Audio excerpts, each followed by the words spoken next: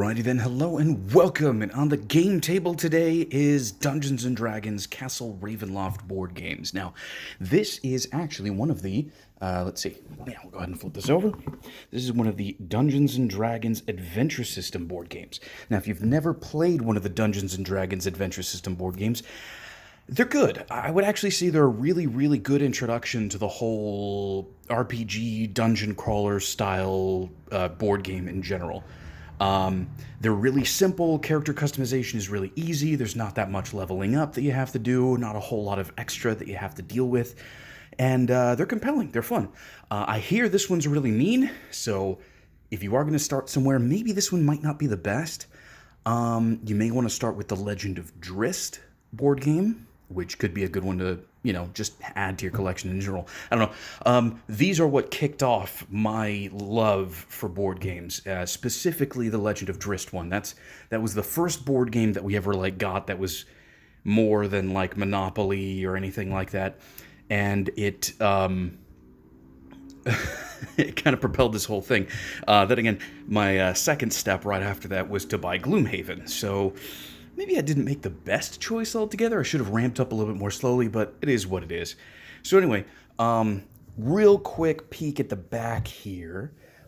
This game has a modular board, so the board changes as you explore it. You actually have an entire deck or stack of dungeon tiles that you draw from, and you'll be able to draw from these specific cards. You have characters with their mini figurines and everything like that you're going to be managing throughout the game. You have enemies that'll pop up as you explore. It's a good one, honestly. If you want to introduce people to the slightly bigger, more complex style of adventure games, these games are really, really good starting point, and they're not all that pricey. So, that's pretty good. So we got our knife. Let's go ahead and open her up and see what's inside. See all the goodness she has within. Again, this is definitely all cooperative. Although, well, the Legend of Drizzt game actually has some competitive scenarios in it. So I'm not going to belabor the point on that one, but yeah, it can cater to that as well. So let's go ahead and readjust the camera ever so slightly downwards. So now all the plastic is off, and let's go ahead and open up the cardboard. The box. Got the cardboard. What am I talking about? Okay. So, good sign of a game that's not going to be super hard to play is a not very thick rule book. It's thankfully not super complex, and you'll be able to get it during your first couple of plays, if not sooner. Ooh, nice. Also, if you're into Neverwinter or other things... Oh, wait, no, this doesn't come with a Neverwinter code. Okay, well, the other games, if you've played Dungeons & Dragons Neverwinter, which is, I think, an MMO, you can actually get codes for stuff in-game. Usually they're on a little leaflet like this, but... the newer versions of these Dungeons & Dragons Adventure System games actually have a full-on campaign that has, it actually changes things up a little bit as you go through. So there's a little bit of story, and then the rest of it takes place as you play the game. So here is a nice stack of cardboard there. This is definitely not all of it. Here are the cards. We have encounter cards. We have the powers for the different characters, which is going to be awesome to go through. Sequence of play cards. So if you are teaching this to somebody, you can actually give them this reference card, and just they follow it from top to bottom, and they flip it over, and that's that. Ooh. Yes, all of them do come with a D20 included. And a D20 is, sorry, let me go ahead and actually put that in frame. A D20 is actually used for all of the combat and some of the other things in game. Ooh, that's awesome. Let's take a look at this guy. I mean, why not, right? He's already in my hands. This is Gravestorm the Dracolich.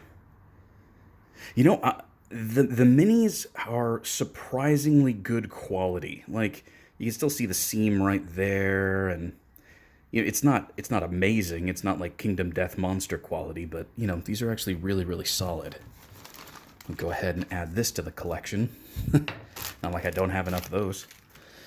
All right, let's go ahead and check out. These are going to be everything else. So the basic enemies, the bosses, the heroes, advanced enemies, things like that. They're all going to be included in these bags. So, yep, this looks like some of the bigger enemies that are in here. Let's see, when I get to the heroes, I think this is the heroes one. Yep.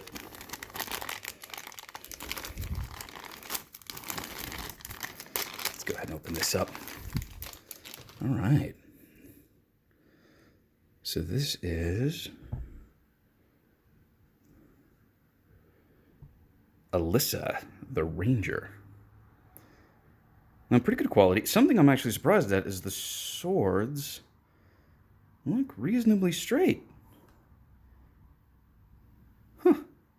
You know, for how much I really enjoy playing these games, one of the main critiques that I have is sometimes... no, this is not perfect, but it's not terrible. Sometimes the hero figures, or some of the other figures that specifically that are holding weapons, are really bent out of shape. Again, I'm actually surprised at how straight most of these are. These are actually pretty decent quality. This is... oh, what is that? Oh, it's nothing. Arjan, Dragonborn Fighter. But they are kind of flimsy. They do bend pretty easy, so don't flex them a whole lot. Here we have the Dwarf Cleric, right? Haha! Thorgrim, Dwarf Cleric. And here we have the last of the heroes. This is Imril, the Eldrin Wizard. Was it? I don't think we saw who this guy was. Or girl. Excuse me. Female. Cat. Human rogue. Okay, here we have a bag of some of the smaller enemies. Go ahead and pop this open, take a look at them. Oh, so some of these... ooh. Holding on to something there. Oh, it's an... oh, he's chewing on an arm. Yum. This is a ghoul. Nice. Now, some of these do, you know, play off of your standard fantasy tropes, which sometimes can trigger certain things. So if you are arachnophobic, I would say turn away for the next, I don't know, 20 to 30 seconds. Turn away for a little bit because there is a spider creature. This one specifically is... oh, how original. It's a spider. Ooh. Anyway, all right. Arachnophobes, you're safe now. No worries. But, yeah, these are just some smaller enemies. Here we go. Oh, of course I'd drop it.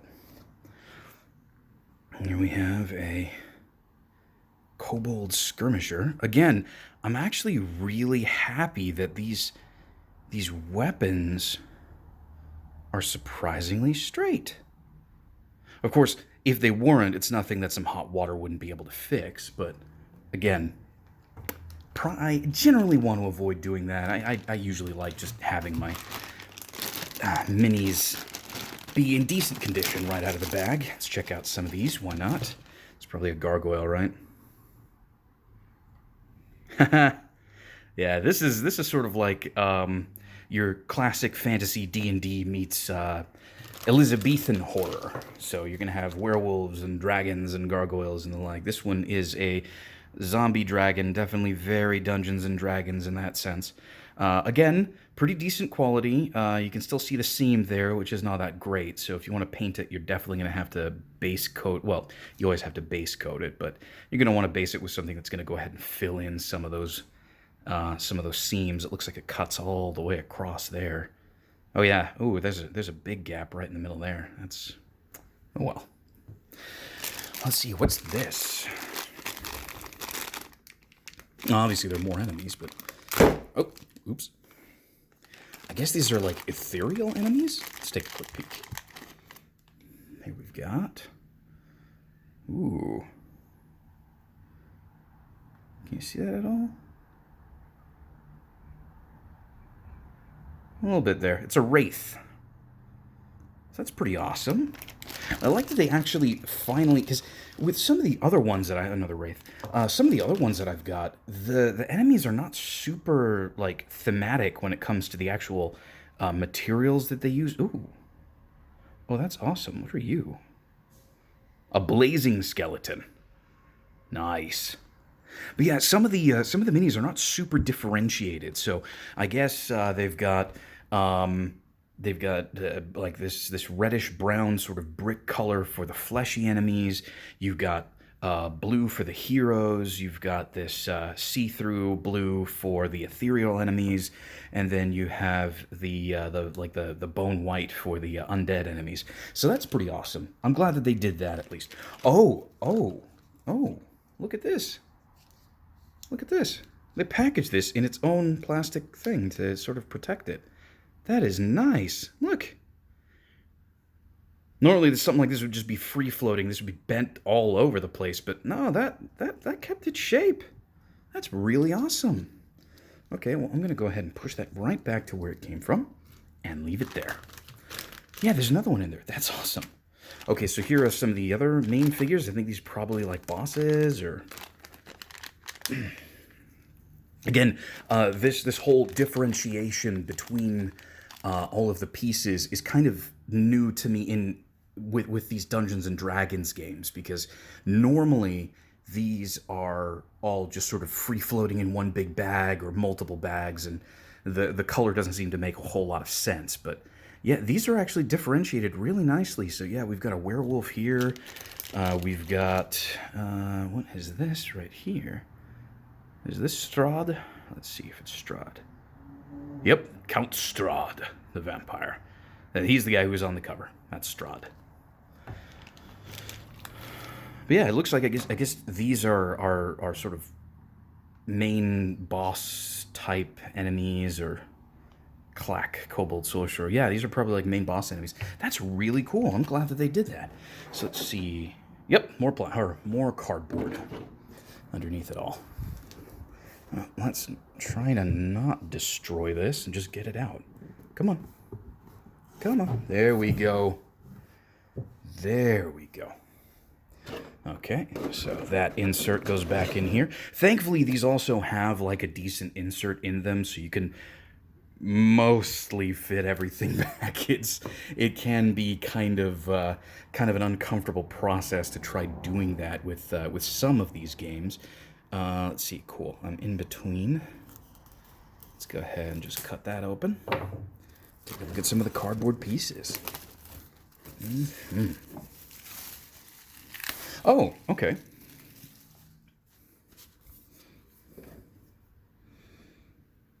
I don't want to accidentally punch any of these out right now. But you've got statuses. You've got certain special items that you can pick up. Oh yeah, these are the monster tiles. Okay, in the other games, usually when you come across like a spawn point, which is something like this right here, you just place a monster, but I guess there's alternate rules for the spawn tiles, which might actually make things a little bit worse. We got, yeah, HP trackers, Strahd's Crypt. Now, the way that this game handles specific missions and completing those missions and facing bosses is when you're doing the preparation for the actual game itself. Now, the back of all of these dungeon tiles, as you can see, they're all pretty much the same, except for the long ones, which I don't have any available to me right now, but we'll probably pull some out in a bit here.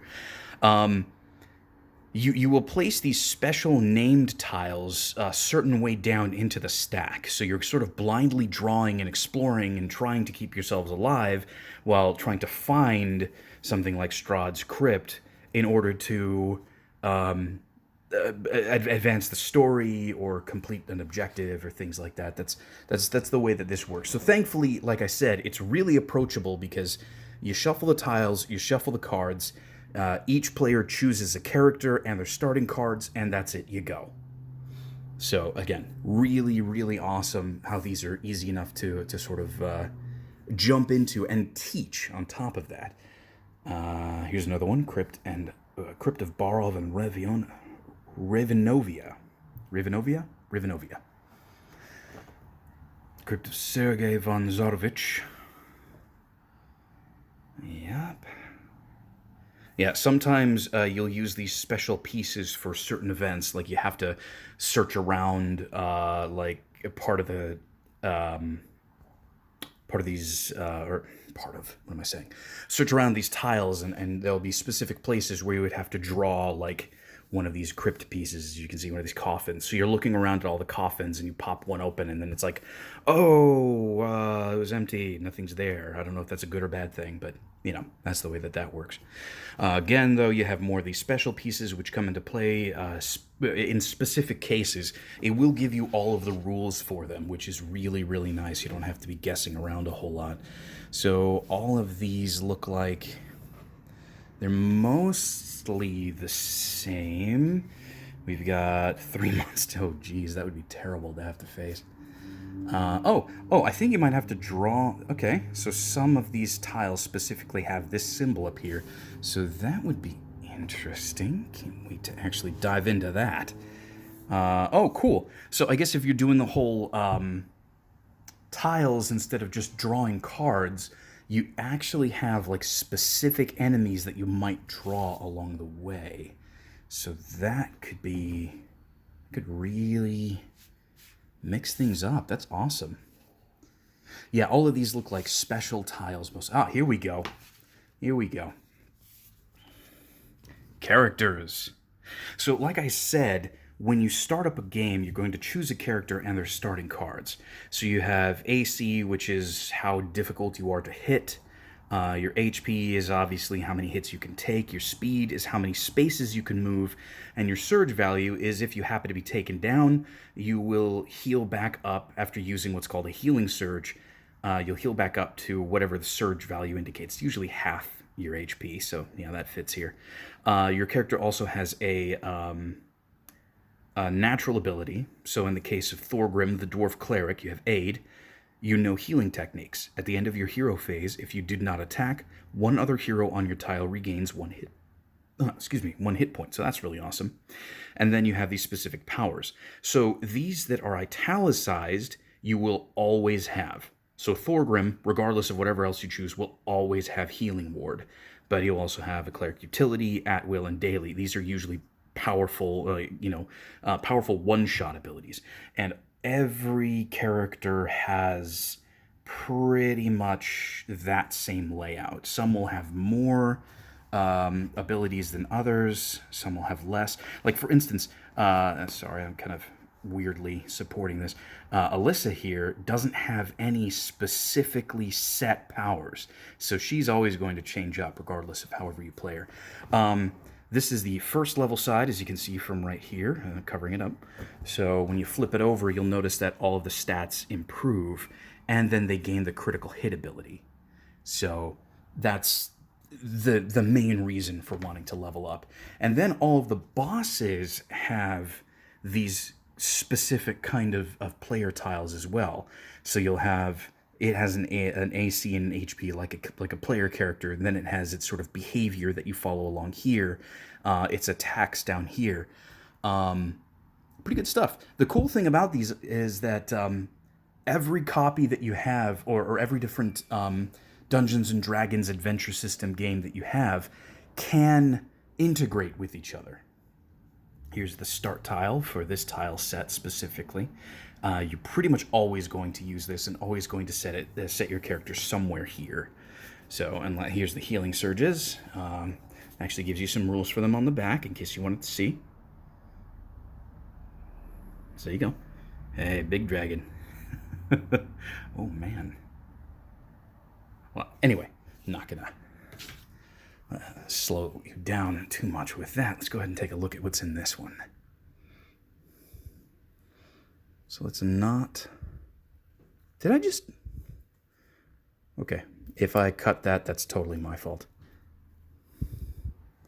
Come on. Come on. There we go. There we go. That moment when the knife just glides beautifully.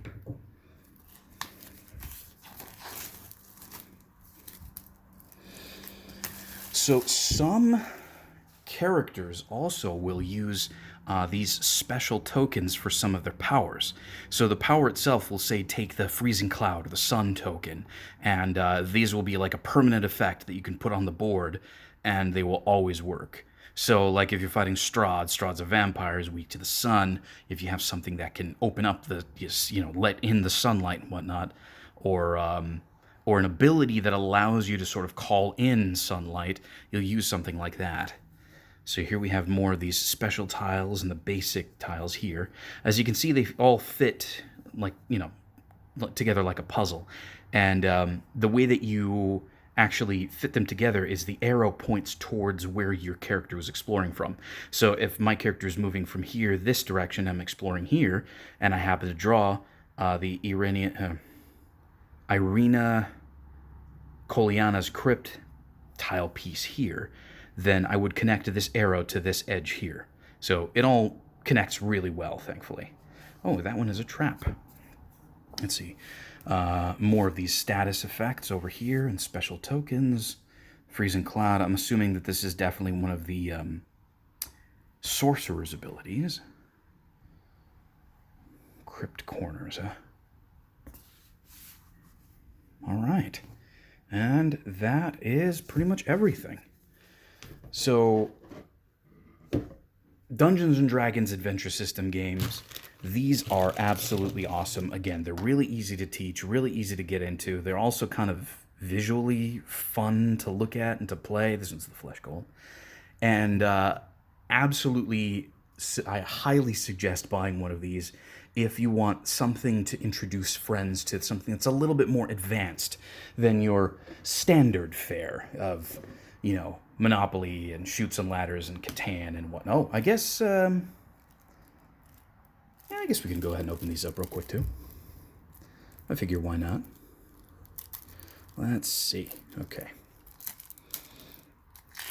Now normally I like to sleeve all of these, but I'm kind of out of card sleeves right now, which makes me sad.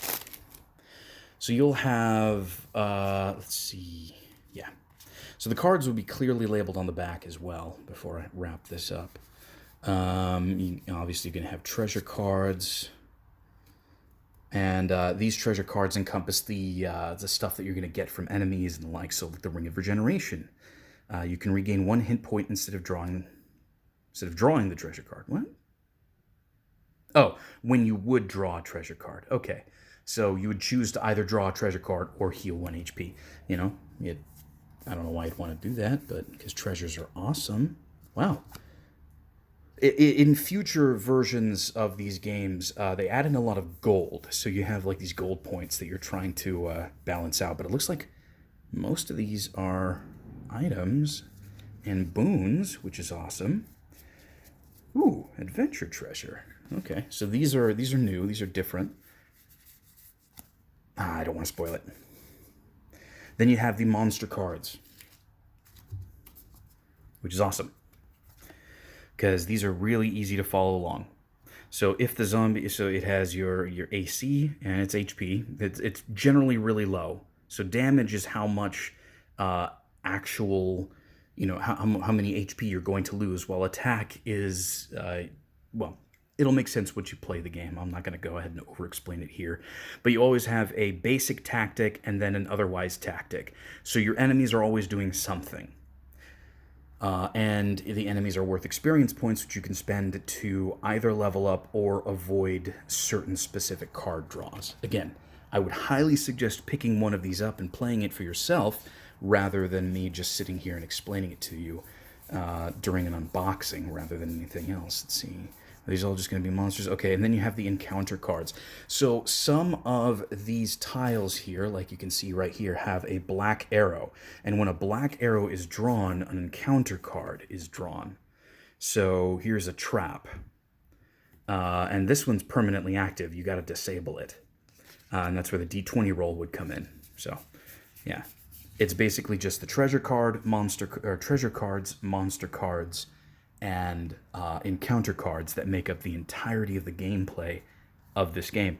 And the cool thing is because it just falls onto those and not like extra pieces and a book that you have to keep going back and forth between, These are really easy to manage, and it's really easy to get into. I don't know. I find that I've had the most success teaching people adventure games, or dungeon crawlers, should I say, through these specifically. So we have, and this is what I was talking about with the cleric or with the powers. So at will powers are permanently active. You can permanently use these. They constitute your player's weapons and very basic abilities. Your utility powers are usually flipped over after they're used, so they're a one shot that really helps you out. Thankfully, they have an organizational system, so in case you want to put this back in order. But yeah, you have a collection of powers that you choose from, and that's the Dragonborn. So you have a collection of powers you choose from, and this makes up your entire character. It's really, really easy to get into, and it's a lot of fun. So anyway, that was the unboxing of Dungeons & Dragons Castle Ravenloft. Hope you all enjoyed it. Once again, this is one I would definitely suggest looking into, at least these adventure system games, and adding one of them to your collection, because if you want something that's going to be easy and quick for people to understand and pick up and play, this is it. So thank you all very much for watching.